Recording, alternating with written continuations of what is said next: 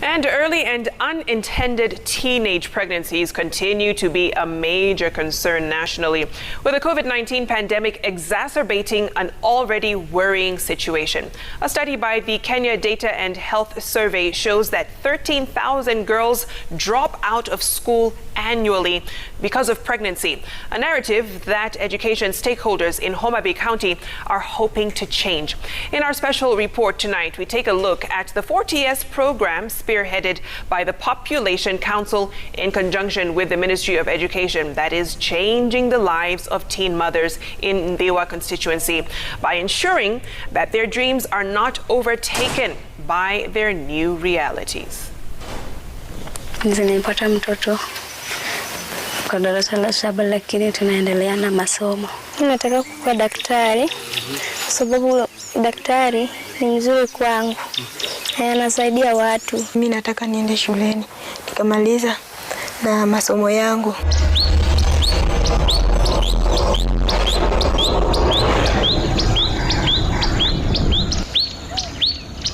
A crimson sky intercut with the rising sun in Nyamauro village, Ndewa. For 16-year-old Carol, not her real name, the sighting of the sun signals a daily duty for her to complete her chores. Then it will be time to prepare for school. She may seem like a regular schoolgirl, but beneath the innocent veneer of her school uniform is a story of a teenage mother who almost gave up on her academic dream.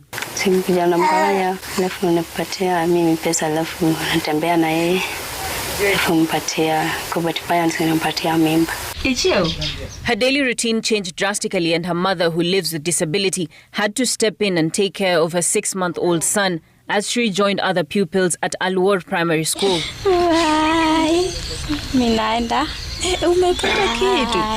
Carol is lucky to have got another chance to return to school, unlike her twin sister who fled from home after she discovered she was pregnant. The two are among 5 pupils who got pregnant at this school when education facilities countrywide shut down due to the COVID-19 pandemic.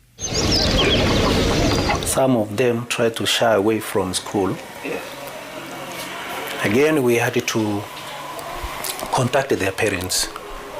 I went ahead, even contacted the area assistant chief so that he can assist me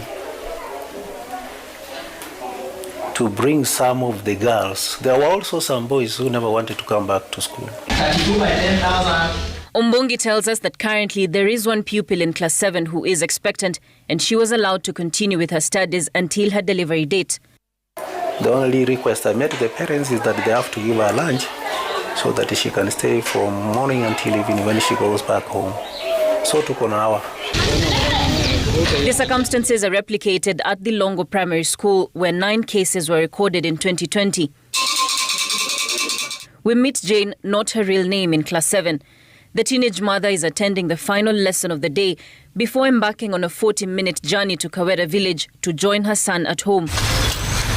It is the price she has to pay after she became a mother prematurely. Kama sikuwa na mimba, maisha ilikuwa mazuri sana kwa sababu nilikuwa naamka napika uji, alafu naenda tu shule, naoga naenda tu shule, lakini siku hizi ni ngumu kwangu kwa sababu itabidi nioshe mtoto, nipike uji, nipike maziwa ndio niende shule. Carol and Jane are among 310 pupils and students who returned to school in January under the 4TS program, spearheaded by the Population Council and the Ministry of Education. The program entails tracking, tracing, talking and taking back to school expectant and teenage mothers. Madam Christine nakuja kwangu kuongea na mimi ati naweza wacha huu mtoto wangu na aende kwa shule. Na mimi naona ni mzuri kama mtoto narudi kwa shule asome, hiyo ndio kutengeneza maisha yake yajayo. It has been very effective because once the girls come back and you talk to them, and we also talk to other pupils, you will not even know that that girl had already given birth. They are welcome and they just normal. They just and then they work very hard. In fact, some work even much better. In Kobama area, where 50 teenage pregnancy cases were reported, the campaign is still on.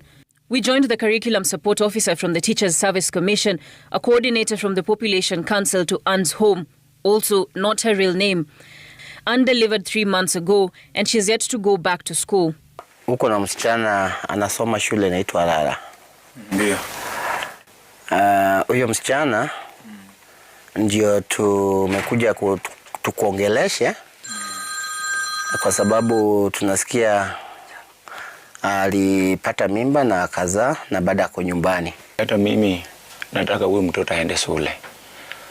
Sasa nitachukua jukumu yangu mimi pia na mama yake, tuone vile tunaweza kuchunga huyo mtoto kufika hiyo tarehe 26 mwezi wa 7 aende shule, aende amalize shule yake, aende apate talanta yake.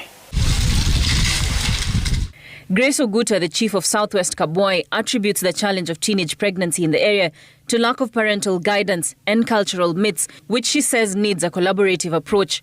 The children are willing to go back to school, most of them. But a few who have never gone back to school, they claim that the parents are giving them hard time. They don't want to take care of the small ones. Because also, in the hard time, the parents are also looking for how to help themselves. This is only to reinforce the policy on school re-entry, and that is what we are trying to really emphasize on, that even if a girl gets pregnant, she's still eligible to go to school. Remember, this girl has suffered a lot of trauma, and we should not traumatize her again.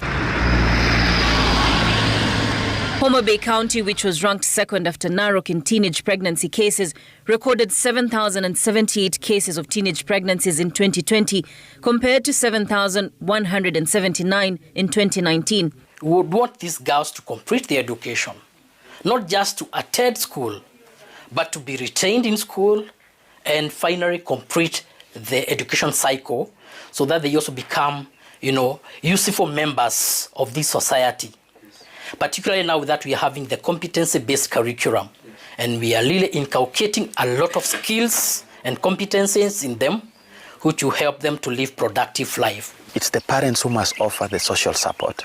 It's the parents who must offer the financial support, and it is the parents who must offer the psychological support, because these girls are actually they need counseling. A successful campaign is one that ensures that the teen pregnancy narrative in Homa Bay County is changed.